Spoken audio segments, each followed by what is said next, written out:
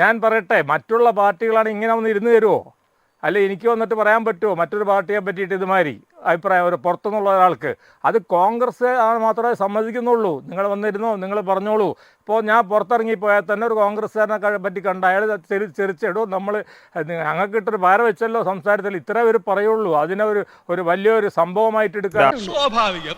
അത് കോൺഗ്രസിന്റെ ഒരു ജനാധിപത്യ സ്വഭാവമാണ്, അത് അംഗീകരിച്ചേ പറ്റൂ. പക്ഷേ അപ്പോഴും മുമ്പത്തെ പോലെ അല്ലാതെ കോൺഗ്രസിലും ഈ സൈബർ മേഖലയിലൊക്കെ ഓരോ നേതാക്കൾക്കും വേണ്ടിയുള്ള മിലിറ്റന്റായി പെരുമാറുന്ന നിലയിലേക്ക് ആളുകൾ മാറുന്നുണ്ട്. ഞങ്ങളുടെ നേതാവിനെ കൊച്ചാക്കുന്നോടാ എന്ന മട്ടിലുള്ള ഭാഷയൊക്കെ പ്രയോഗിച്ച ആളുകൾ വന്നു തുടങ്ങിയിട്ടുണ്ട്. ഒരു അഭിപ്രായം പറഞ്ഞാൽ സംഘടിതമായി തന്നെ വന്നു തുടങ്ങുന്നുണ്ട്. ആ മാറ്റം അവിടെയും പ്രകടമാണ്. കവി തല്ലുവാങ്ങിയിട്ടേ പോകുന്നു. അല്ല അബ്ജോത്ത്, അത് ഈ കാലത്തിൻ്റെ ഒരു എന്താ പറയുക, ശ്ലാഘനീയമായിട്ടുള്ളൊരു ഘട്ടമാണ് ഈ കാലഘട്ടത്തിൻ്റെ. ആരെയാണ് ചീത്ത പറയാത്തത്? ഇന്നിപ്പോൾ നമ്മൾ ഈ ചർച്ചയ്ക്ക് ശേഷം നമ്മൾ അടിയിൽ ഓരോരുത്തരുടെ എഴുതുന്ന കാണാം, വർഗീയവാദി, ഫസൽ ഗഫൂർ, പട്ടി, അബ്ജോത്ത്, ഇങ്ങനെയൊക്കെ എഴുതുന്നത് അവന്മാരുടെ സംസ്കാരമല്ലേ കാണിക്കുന്നത്? കിട്ടിയാ? ഇല്ല, ചോദിച്ചു വാങ്ങിച്ചു. പോവാ.